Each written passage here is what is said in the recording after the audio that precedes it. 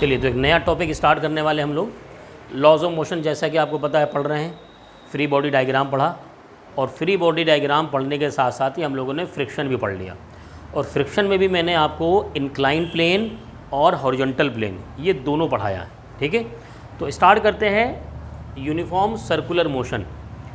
एक बात याद रखिएगा, जो कॉन्सेप्ट आज हम यहाँ सीखेंगे हमेशा वो सर्कुलर मोशन वाले में ही नहीं लगाएंगे, बल्कि सर्कुलर मोशन जैसा कॉन्सेप्ट जहाँ मिलेगा वहाँ लगा देंगे। अभी आप धीरे धीरे जब आगे बढ़ेंगे ना तो समझ में आएगा मैं कहना क्या चाह रहा हूँ। पहले स्टार्ट करते हैं सर्कुलर मोशन होता क्या है। देखो, जैसे कि एक सर्किल है, ठीक है, और इस सर्किल पर मान लीजिए यहाँ पर आप हैं ए, और आपने ट्रैवल स्टार्ट किया। आप इस तरफ ट्रैवल कर रहे हैं, करते करते करते आप पहुँच गए बी पर, पॉइंट बी पर। अगर कोई ये कहे कि आपने लीनियर डिस्टेंस कितना ट्रैवल किया, लीनियर डिस्टेंस यानी पैर से कितना चले आप, तो कहा जाएगा भाई आप यहाँ से स्टार्ट हुए थे और यहाँ पहुँचे, तो ये जो मैं रेड कलर से मार्क कर दे रहा हूँ ये कहलाएगा इसका लीनियर डिस्टेंस।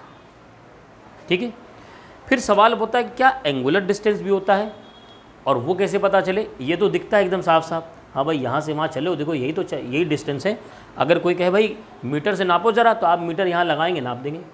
कहा गया भाई एंगुलर डिस्टेंस कितना चले, उसको कैसे ऑब्जर्व करोगे। समझो, मान लीजिए जब आप यहाँ थे तो आपके फादर यहाँ बैठे थे और वो आपको देख रहे थे, ऐसे देख रहे थे सामने, और जैसे जैसे आप ट्रैवल कर रहे हैं वो अपनी मुंडी ऐसे घुमा रहे हैं, ऐसे घुमा रहे, ऐसे घुमा रहे, चल दिया। तो पहले इधर देख रहे थे और फिर बाद में इधर देखने लगे, पहले इधर देख रहे थे बाद में इधर देख। तो ये जो एंगल सबटेंड किया इन्होंने, एंगल डिस्प्लेस हुआ, यानी ये एंगल थीटा, ये कहलाएगा एंगुलर डिस्प्लेसमेंट। क्या कहलाएगा? Theta is called angular displacement. Clear? और ये जो ए बी है इसको हम एस से रिप्रेजेंट कर देते हैं। किससे रिप्रेजेंट कर देंगे? एस से। एस को कह देंगे हम लीनियर डिस्प्लेसमेंट। बहुत ही बेसिक से सीखने वाले हैं, आज सीख जाओ, फिर देखो आगे अच्छे और फटाफट न्यूमेरिकल भी लगाना स्टार्ट कर दोगे। अब बात करते हैं इस एंगुलर डिस्प्लेसमेंट की कि होता क्या है, इसको रिप्रेजेंट कैसे करते हैं। सबसे पहले इसकी बात करो यूनिट की, जिसमें लोगों को कन्फ्यूज़न बहुत रहता है। इसकी दो यूनिट होती हैं। इसकी एक यूनिट होती है, वो होता है एंगल के फॉर्म में होता है ना, और दूसरा होता है रेडियन के फॉर्म में। एक होता है एंगल के फॉर्म में और दूसरा होता है रेडियन के फॉर्म में। अब रेडियन के फॉर्म में कैसे हो सकता है ये समझो।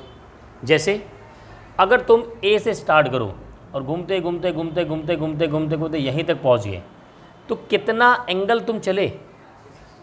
360। 360 जो एंगल होता है वो होता है इक्वल टू 2 पाई रेडियन। और ये रेडियन ही क्या है? एसआई यूनिट सिस्टम कहलाता है।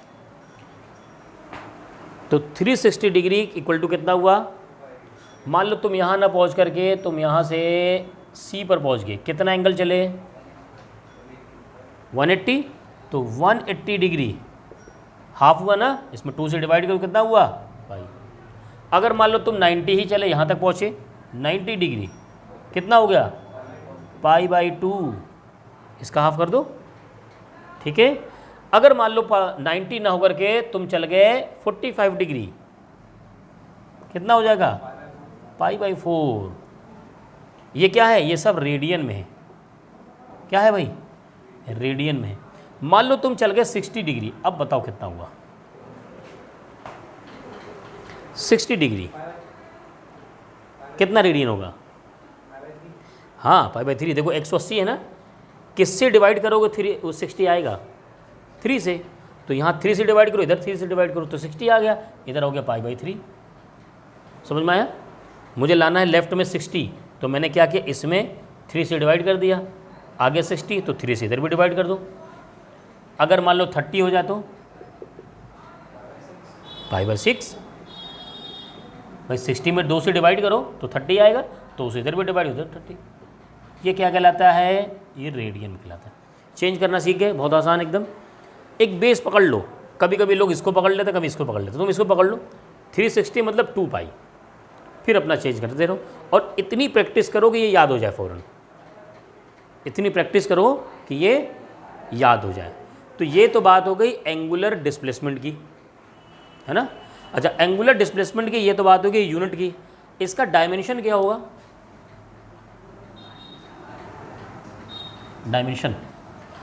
डायमेंशन एनालिसिस में मैंने पढ़ाया था, क्या होगा?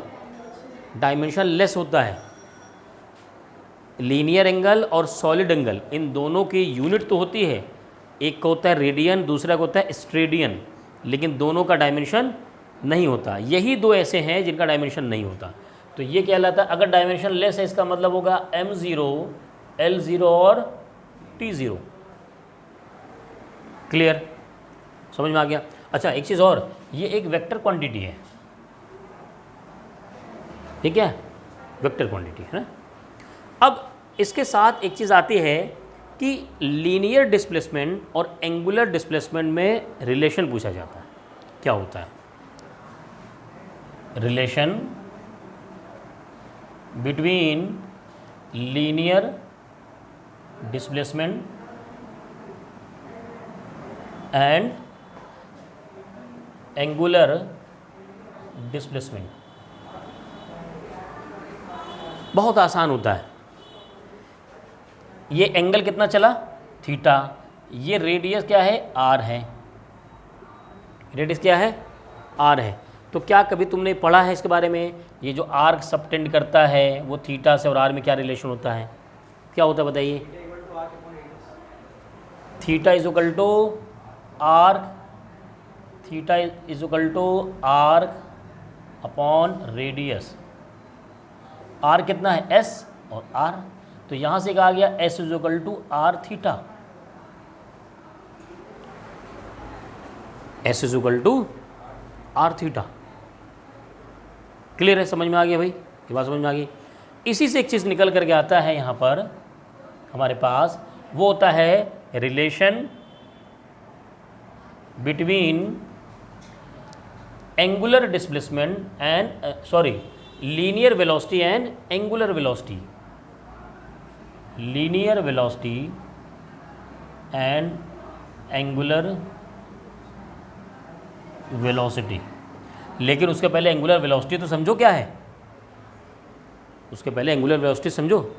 देखो, इसको पढ़ो ना कंपैरिजन के साथ। कंपैरिजन जैसे एक्सेलेरेशन के बाद जब जी आने लगता है, स्मॉल जी, लीनियर डिस्प्लेसमेंट के जो फॉर्मूले हैं, v is equal to U plus A T, V square is equal to U square plus 2as, S is equal to U T plus half A T square.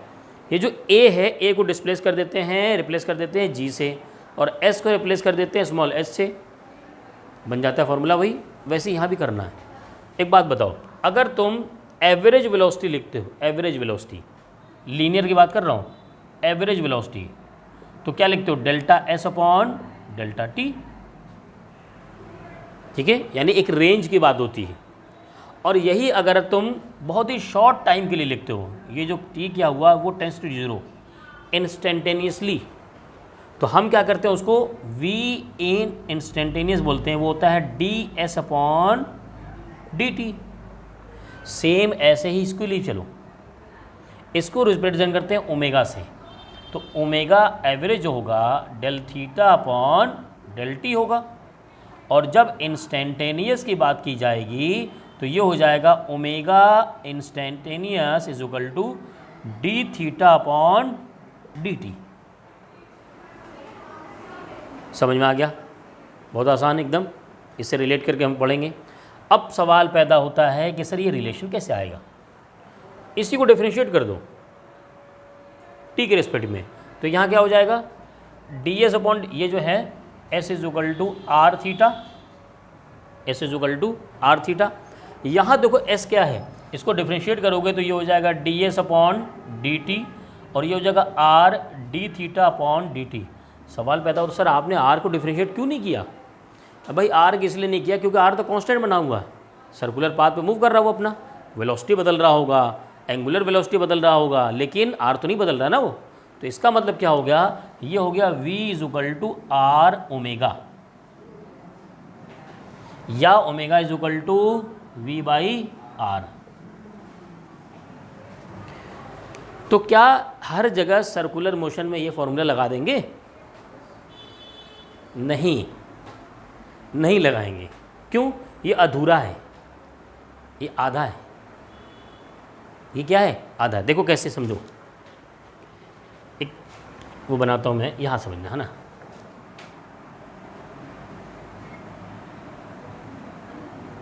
ये point A है, point B है, point सी है, point D है।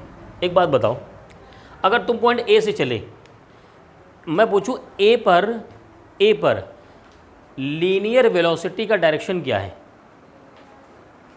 तो वो क्या होता है? किसी भी कर्व पर वेलोसिटी का डायरेक्शन होता है, उस पर टेंजेंट ड्रॉ कर दो उस पॉइंट पर, यानी ये होगा इस डायरेक्शन में, ये होगा वी।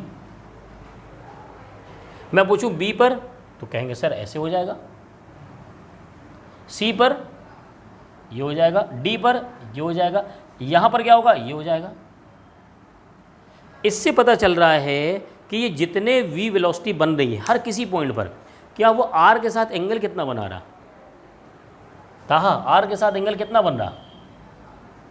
वी का एंगल आर के साथ, अरे 90 डिग्री, मतलब ध्यान नहीं लग रहा एकदम, समझ में आ रहा है? वी का एंगल आर के साथ कितना हमारा? 90 डिग्री, यानी V is perpendicular on R. इसका मतलब ये जो फॉर्मूला है वो सही मायने में ये है, v क्या होगा? परपेंडिकुलर होगा r से। v क्या होगा? परपेंडिकुलर होगा r के साथ। क्लियर? तो अगर कोई कहे, खाली ये फॉर्मूला लिख देता, क्या ये अगर परपेंडिकुलर ना लिखता और पूछ लिया तो क्या ये हमेशा हर पोजीशन में ट्रू है, हर कंडीशन में ट्रू है? तो ट्रू नहीं है जब तक कि परपेंडिकुलर न लिख दे, जब तक कि परपेंडिकुलर लिख दे।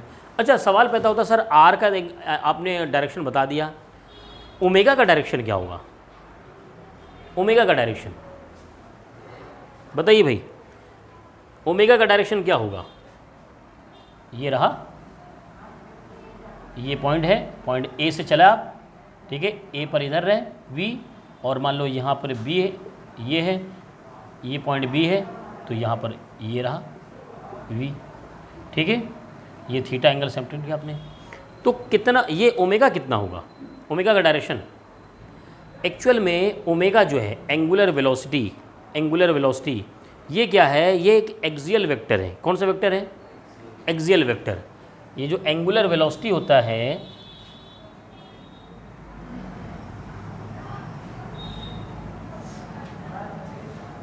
एंगुलर वेलोसिटी ये क्या है? एक एक्सियल वेक्टर है। मैंने आपको क्रॉस प्रोडक्ट पढ़ाया था, क्रॉस प्रोडक्ट। बताओ अगर C is equal to A cross B है तो C का डायरेक्शन क्या होगा? मैंने पढ़ाया था ना, C is perpendicular to A और C is perpendicular to B होगा। बताया या नहीं? मैंने आपको बार बार मार्कर से डायरेक्शन बताया था कि मान लीजिए ये A है, ये B है, ये ऐसे करके है, तो एक इसका इनका जो क्रॉस प्रोडक्ट होगा वो या तो इस डायरेक्शन में होगा या तो इस डायरेक्शन में होगा। ये डिपेंड करता है कि आप A क्रॉस B कर रहे हैं या B क्रॉस A कर रहे हैं, A क्रॉस B कर रहे हैं या B क्रॉस A। अब मैंने डायरेक्शन बताया था राइट हैंड थंब रूल से कर्ल करना। जैसे कि अगर आप A क्रॉस B कर रहे हैं, क्या कर रहे हैं? A क्रॉस B, जैसे मैं इसी में आपको डायरेक्शन बताता हूँ, ठीक है। अगर आप जैसे मान लीजिए यहाँ पर A क्रॉस B कर रहे हैं, तो आप A से चलिए और B तक पहुँचिए, कर्ल कीजिए। उस वक्त थंब किधर है? बाहर। इसका मतलब जो C का डायरेक्शन होगा वो इस डायरेक्शन में बाहर होगा। और अगर आप यहाँ पर लिख दीजिए B क्रॉस A, तो आप B से चलेंगे और A तक जाएंगे, और उस वक्त थंब कहाँ है? अंदर है, तो उस वक्त क्या होगा? C का डायरेक्शन अंदर होगा। उसी तरीके से यहाँ ओमेगा का डायरेक्शन होता है, उसी तरीके से यहाँ पर ओमेगा का डायरेक्शन होता है कि हम क्या करते हैं, ये एक्सियल होता है। एक्सियल का मतलब ये रहा बाहर, इस तरीके से होगा ओमेगा का डायरेक्शन। आपको V का डायरेक्शन दिख रहा होगा, R का डायरेक्शन दिख रहा होगा, लेकिन ओमेगा का डायरेक्शन नहीं दिख रहा। ओमेगा कैसे होगा? ये इस तरीके से। एंगुलर वेलोसिटी का डायरेक्शन। इसी तरीके से हम लोग जब एंगुलर मोमेंटम पढ़ेंगे ना, वहाँ भी ये चीज़ ध्यान रखना। समझ में आ गया? ठीक है। तो यहाँ पर इसका डायरेक्शन कैसे पता चलेंगे? राइट हैंड, हाँ, थंब रूल, इससे पता चलेगा हमें डायरेक्शन। ठीक है, चलिए इसको नोट कर लीजिए, और जहाँ आपको थ्योरी नोट करने की ज़रूरत लगे अपनी लैंग्वेज में वहाँ लिख लीजिएगा, है ना। उसके बाद कुछ और चीज़ें बताते हैं, न्यूमेरिकल लगाते हैं। चलिए तो इस पर छोटे छोटे कुछ न्यूमेरिकल लगाते हैं। ये सिर्फ है कॉन्सेप्ट क्लियर करने के लिए, वरना भाई आगे अच्छी चीज़ें पढ़नी बाकी है ना। और कुछ चीज़ें मैं आपको अभी समझानी है, वो न्यूमेरिकल की मदद से मैं आपको समझाऊंगा। कह रहा है the second hand of A watch is 3 centimetre long, find the linear speed of the tip, what will be the change in the velocity of its tip in covering 1/4 of the circumference। तो जो कह रहा है वो चीज़ आप draw कर दीजिए ताकि वो आपको फील होने लगे। मैं बना देता हूँ एक घड़ी। घड़ी में यहाँ मान लीजिए 12 बजा हुआ है, यहाँ 3 है, यहाँ 6 है और ये 9 है। वो किसकी बात कर रहा है? सेकेंड हैंड, यानी जो सेकंड वाली सुई होती है उसकी बात कर रहा है। तो मान लो मैं सेकंड वाली सुई वहाँ यहाँ पर है, ठीक, ये सेकंड वाली सुई यहाँ पर है और इसकी लेंथ कितनी बता रहा है वो? 3 सेंटीमीटर। मैं कह देता हूँ ये आर है, समझिएगा, ये क्या हो गया? आर। तो आर आपको दिया हुआ है 3 सेंटीमीटर। बोर्ड पर देखिए, समझिए, कह रहा है कि find the linear speed of the tip. किसकी स्पीड? टिप की, यानी ये जो पॉइंट है, ये पॉइंट, इसकी स्पीड बताइए। भाई ये कैसे ट्रैवल कर रहा है? ये देखो पहले, क्या ये कुछ ऐसे ट्रैवल कर रहा? ऐसे ऐसे ऐसे ऐसे ऐसे ट्रैवल करेगा टिप। ये ट्रैवल करते करते फिर यहाँ पहुँचेगा। सुई अगर ऐसे बढ़ेगी तो ऐसे तो ट्रैवल करेगा। अच्छा बताओ, ये जो सेकंड वाली सुई है ये कितनी देर में पूरा एक रेवोल्यूशन कर लेती है? ताहा नोट मत करो भी। हाँ, सेकंड वाली सुई है 60 सेकंड में। भाई सेकंड वाली सुई 60 सेकंड में ना, तो ये कहाँ पर अगर मैं कहूँ, अच्छा बताओ, अगर एक रेवोल्यूशन किया इसने, एक रेवोल्यूशन किया तो कितना एंगल वो चला? 360। और मैं ये तो बात आपने बताई डिग्री में, रेडियन में कितना चला? 2 पाई। वेरी गुड, बस अब आपका आ गया। एंगुलर वेलोसिटी तो पूछ रहा, अरे लीनियर वेलोसिटी पूछ रहा है, पहले एंगुलर वेलोसिटी तो निकालो। तो वो कितना डिस्प्लेसमेंट चला? वो चला 2 पाई। कितनी देर में? 60 सेकंड में। समझ में आई बात? 2 पाई एंगल चला और कितनी देर में? 60 सेकंड में। 2 × 3.14 अपॉन 60,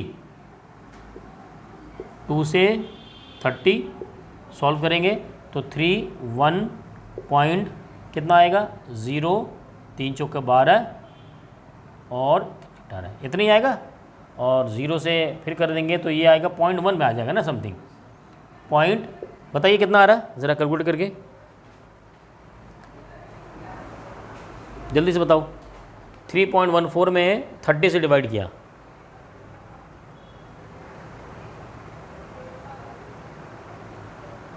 सर 0.063, ये हो गया रेडियन पर सेकंड। इतने में तो किसी को डाउट नहीं होना चाहिए।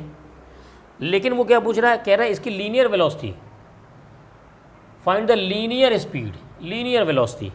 तो क्या लीनियर वेलोसिटी आप ऐसे फाइंड कर लेंगे, v = r ओमेगा से। r कितना है? 3 सेंटीमीटर इंटू 0.063, 3 3 के 9, 18, ठीक है, 3 पोजीशन पर 0.189। कुछ गड़बड़ नहीं आ रहा?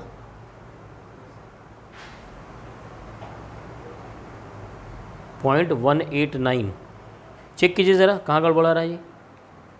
कैलकुलेशन चेक करो एक बार। मतलब आप लोग कैलकुलेशन भी कैलकुलेटर से मैंने करने के लिए कहा कि फटाक से जल्दी से बता दो। कितना आ रहा है यहाँ पर?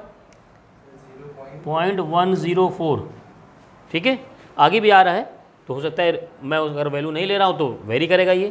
तो यहाँ पर 104, अब मल्टीप्लाई करो 203, ठीक है, 0.302, देखिए उसके आसपास आ गया। अगर मैं इसके आगे वैल्यू लेता 66 समथिंग आ रहा था तो एग्जैक्ट आ जाता है ना। तो यहाँ आ गया ये सेंटीमीटर पर सेकेंड। अच्छा एक बात बताओ, अगर वो ये कह दे कि इस निडल के मिडिल पॉइंट पर एक मक्खी बैठी हुई है, फ्लाई बैठा हुआ मक्खी, ठीक है, इस पॉइंट को बी कह दे रहा हूँ, उसकी लीनियर स्पीड कितनी होगी? उसकी लीनियर स्पीड कितनी होगी? पहले बताओ कि ये पॉइंट अगर मान लो ए है और ये पॉइंट बी है, दोनों का एंगुलर स्पीड में क्या फ़र्क आएगा? बी ए का हाफ होगा एंगुलर स्पीड, पूछ रहा हूँ, ओमेगा। नहीं समझ में आ रहा? अच्छा एक बात बताओ, ये मान लो कितनी देर बाद यहाँ पहुँचेगा? 15 सेकंड बाद वो यहाँ पहुँच गया। तो बताओ बी कहाँ पहुँच गया? बी यहाँ पहुँच गया और ए यहाँ पहुँच गया। ए कितना एंगल चला? बी कितना एंगल चला? यही तो बात है। इसका मतलब एंगुलर स्पीड नहीं बदलेगी, न एंगुलर डिस्प्लेसमेंट बदलेगा अगर वो इस लेन पर है तो। क्लियर? एंगुलर स्पीड भी नहीं बदलेगा और एंगुलर डिस्प्लेसमेंट भी नहीं चेंज हो रहा। लेकिन लीनियर डिस्प्लेसमेंट की बात करो ज़रा, एक बात बताओ, जब वो चलेगा, ए चलेगा, तो वो ये डॉटेड लाइन को, पाथ को फॉलो करेगा और ये किसको फॉलो करेगा? ऐसे आएगा ना। ज़्यादा डिस्टेंस कौन चला? ए ज़्यादा चला और बी कम चला। और टाइम ए ने चलने में कितना लिया, बी में चलने में कितना लिया? दोनों ने सेम टाइम लिया। सेम टाइम में उसे ज़्यादा चलना है तो ज़्यादा स्पीड से चल रहा होगा ना। क्लियर है? और ये कम स्पीड से चल रहा होगा। अब यहीं पर आती है सर, अब ये तो बात हो गई विजुलाइज करने की, कैलकुलेट कैसे करेंगे? तो भाई जिस पॉइंट की बात की जा रही है उस पॉइंट की डिस्टेंस लीजिए ना आप। अगर मैंने पॉइंट ए की बात की तो मैंने ये टोटल डिस्टेंस यहाँ लिया। अगर मैं बी की बात करूँगा तो मैं इतना ही डिस्टेंस लूँगा बस। और ये डिस्टेंस क्या कर रहा है? मक्खी बीच में बैठी हुई है, इसका मतलब क्या होगा? हाफ। यानी यहाँ पर अगर मैं वी बी की बात करूँ तो v equal to R into omega, तो ये हो जाएगा हाँ 1.5 इंटू 0.104। क्लियर?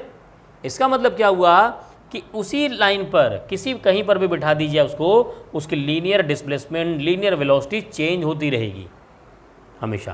क्लियर? समझ में आ गया? और एंगुलर डिस्प्लेसमेंट और एंगुलर वेलोसिटी सेम रहेगा। विजुलाइज कर पा रहे हो, फील कर पा रहे हो इस बात को? अब चलो एक चीज़ और क्या कह रहा है, हाँ, what will be the change in the velocity of its tip in covering 1/4 of the circumference. कह रहा है जब वो यहाँ था तो बताओ लीनियर वेलोसिटी कुछ रहा होगा, उसका डायरेक्शन क्या होगा? ये रहा v1, और यहाँ पर पहुँचा तो उसकी वेलोसिटी डायरेक्शन क्या हो गया? v2। क्लियर है? अब ज़रा वेक्टर के फॉर्म में ले आओ उसको। ये रहा v1 और ये रहा v2, यही तो है। मैं पूछूँ, बताइए भाई, change in velocity, change in velocity का मतलब इनका रिजल्टेंट, और इनका रिजल्टेंट मैंने आपको वेक्टर में बताया है कि पहला वेक्टर का टेल, फिर head, tail head, tail head जोड़ते जाइए, और बाद में जब रिजल्टेंट लिखना हो तो सबसे पहले का टेल और सबसे बाद वाले का हेड। यानी इनका रिजल्टेंट लिखना हो तो सबसे पहले वाले का टेल और बाद वाले का हेड, ऐसे आएगा। ये होगा इनका resultant.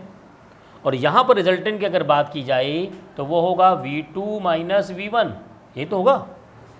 Final velocity minus initial velocity, यही होगा चेंज इन वेलोसिटी। क्या हमने इसको ऐसे, अब मैंने आपको बताया हुआ है, √v1 square plus v2 square plus क्या होता है minus 2v1 v2 cos theta. अब दोनों के बीच में एंगल कितना है? 90। तो इसको आगे लिखने की ज़रूरत ही नहीं है, कॉस 90 हो जाएगा, 0 हो जाएगा। तो इससे पता चलेगा आप। अब बताओ, पहले वेलोसिटी उसकी v थी, बाद में भी वेलोसिटी क्या है? v है, तो कितना आ गया? √2v, v बाहर आ जाएगा, 2v स्क्वायर हुआ, 2 अंदर है ना, तो v बाहर कर दो। v कितना आया था लीनियर वेलोसिटी? ये आया था 0.3, तो √2 इंटू 0.302 वैल्यू रख के फाइंड करिए, ये आंसर आ जाएगा। ये होगा चेंज इन वेलोसिटी। अब कोई ये कह सकता है अच्छा बताइए सर यहाँ भी वेलोसिटी वही है, यहाँ भी वेलोसिटी वही है, अब वेलोसिटी कहाँ बदल रही? जिस स्पीड से वो ट्रैवल कर रहा है टिप उसी स्पीड से तो चल रहा है, तो वेलोसिटी कहाँ बदल रही? भैया वेलोसिटी बदल रही है, स्पीड नहीं बदल रही, क्योंकि उसका डायरेक्शन बदल रहा, और वेलोसिटी में मैग्नीट्यूड और डायरेक्शन दोनों होता है। तो आप देखिए ना, पहले इसके वेलोसिटी का डायरेक्शन ये था और बाद में क्या हो गया? ये हो गया। मैग्नीट्यूड उसका v है लेकिन डायरेक्शन बदल गया, इसलिए मैंने वहाँ v1 और v2 लिखा है। ये क्या है? ये वेक्टर है। क्लियर? सबको समझ में आ गया? चलिए नोट करिए इसको।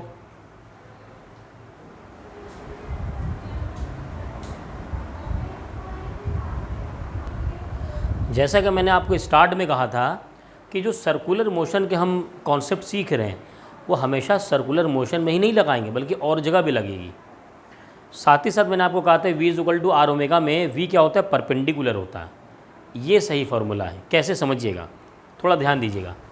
मान लीजिए आप यहाँ पर बैठे हुए हैं, ये रही आपकी आँख, और यहाँ से हम चल देखते हैं पॉइंट A पर एक वेलोसिटी है, पॉइंट A पर ये 10 मीटर पर सेकंड से कोई चीज़ जा रही है, ठीक है।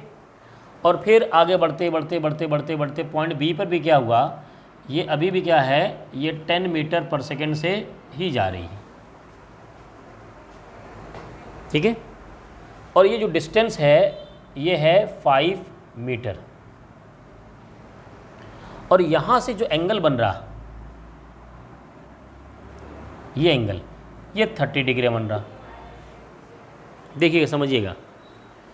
मैं कहता हूँ पॉइंट A से पॉइंट B पर आपने देखा, अगर कोई कहे भाई कि आप पॉइंट A पर जो इसकी एंगुलर वेलोसिटी है वो देखिए, और पॉइंट B पर जो एंगुलर वेलोसिटी वो देखिए, v/r ओमेगा। ओमेगा का फॉर्मूला क्या है? v = r ओमेगा, तो क्या हो जाएगा? v/r। सही है। मैं कह रहा हूँ क्या अगर v कांस्टेंट हो तो ओमेगा बदलेगा कि नहीं? तब भी बदल सकता है, तब भी बदल सकता है। कैसे? समझिएगा ज़रा, देखिए। जैसे मुझे यहाँ पर पता करना हो कि ओमेगा कितना होगा, तो ये हो जाएगा v/r। v हमारे पास है 10 और r कितना है? 5। ये आ गया 2 रेडियन पर सेकंड, ठीक है।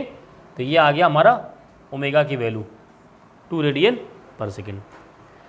अब अगर पूछा जाए भाई यहाँ इस पॉइंट B पर ज़रा पता करो, जब पॉइंट B पर वो पार्टिकल भाग रहा है उस वक्त यहाँ एंगुलर वेलोसिटी कितनी होगी, तो क्या आप ये डिस्टेंस ले लोगे? ये पॉइंट O है, OAB, अगर ये 30 है तो ये 5 है, तो ये कितना होगा? कैसे पता करेंगे?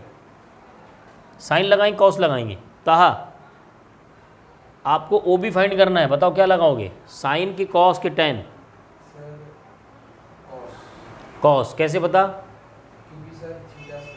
हाँ, थीटा के सामने परपेंडिकुलर है, तो ये हो गया बेस और ये हो गया हाइपोटेन्यूस। हमें बेस पता है और हाइपोटेन्यूस पता है, तो क्या लगाएंगे? कॉस।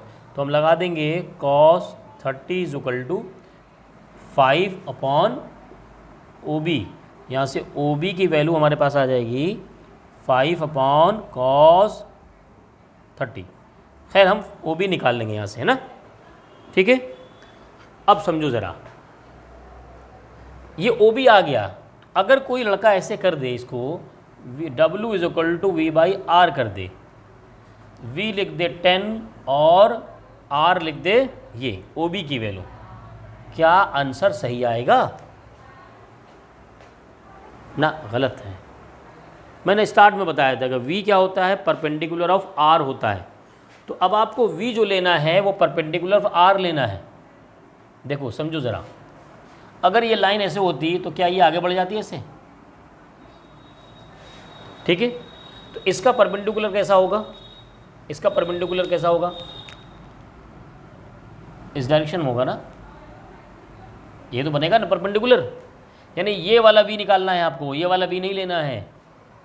अब इसका, इस 10 का कंपोनेंट आप इधर बनाओ और इधर बनाओ, तो चाहिए एंगल ये 30, तो ये कितना है भाई 60, और ये 60, तो ये वाला एंगल 60। क्या लिख सकते हैं बताओ, इधर क्या होगा 10 sin 60, सही है। कॉस क्यों नहीं लगाया, जिधर एंगल उधर कॉस, इधर साइन होगा, इधर क्या होगा 10 cos 60 लिया था ना। अगर कोई 30 मान के करे, इसको इस वाले एंगल को 30 ले लें, तो यहाँ लिख सकता है 10 cos 30, cos 30 और sin 60 की वैल्यू सेम होती है। तो अब देखो यहाँ पर जब ये v रखना होगा ना, तो v अब 10 नहीं रखेगा, क्या रखा जाएगा 10 sin 60 अपॉन OB वैल्यू जो आप कैलकुलेट कर चुके होंगे। तो आपको v क्या लेना है, ये कंपोनेंट लेना है जो कि इससे 90 बनाए। ये वाला v तो इस रेडियस से 90 बना ही नहीं रहा, 90 बना ही नहीं रहा। क्लियर बात समझ में आ गई। तो इससे एक चीज़ हमने कई चीज़ें सीखी। देखो पहला पॉइंट क्या सीखा हमने, पहला पॉइंट सीखा कि अगर v कांस्टेंट है तो भी ओमेगा बदल सकता है, तो भी ओमेगा बदल सकता है, ठीक है। दूसरी बात क्या है कि v हमेशा r के परपेंडिकुलर लेना है। तीसरी बात यह है कि यहाँ तुम्हें कहीं सर्कुलर मोशन दिख नहीं रहा होगा, कहीं कोई यूनिफॉर्म सर्किल नहीं दिखा। लोग देखते हैं जब सर्किल दिखेगा तब सर्कुलर मोशन का फॉर्मूला लगेगा, नहीं ऐसा नहीं है। कुछ ऐसा मोशन हो जिसमें एंगुलर डिस्प्लेसमेंट भी हो, लीनियर डिस्प्लेसमेंट भी हो, तब क्या हो सकता है वो v = r ओमेगा लग सकता है, और v क्या होगा परपेंडिकुलर होगा। अच्छा ज़रा ना प्रैक्टिकली फील करते हैं। चलो जैसे यहाँ से तुम देख रहे हो तो वो क्या हुआ, यहाँ से यहाँ गया, A से यहाँ गया, तो कितना एंगल चला, ये एंगल चला। यहाँ से यहाँ तक गया तो बहुत थोड़ा सा एंगल, देखो जितना दूर जाता जाएगा बहुत थोड़ा एंगल चलेगा। एंगल के मामले में बहुत थोड़ा चलेगा, लेकिन डिस्प्लेसमेंट बहुत ज़्यादा होगा। मान लो वो यहाँ से यहाँ चल रहा, यहाँ से यहाँ चल रहा। अब इस पॉइंट को वहाँ से मिलाओ, इस पॉइंट को वहाँ से मिलाओ, बहुत थोड़ा सा एंगल जाके मिलेगा, बहुत थोड़ा सा एंगल। ठीक है, समझ में आएगा नहीं भाई सबको, है ना। यानी एंगुलर डिस्प्लेसमेंट क्या होगा, ये बदल सकता है। ज़रूर नहीं कि लीनियर डिस्प्लेसमेंट सेम हो, लीनियर वेलोसिटी सेम हो तो एंगुलर वेलोसिटी भी सेम, ऐसा नहीं है। ठीक है, चलिए इसको नोट कर लीजिए और इसको सॉल्व करिए आप ना।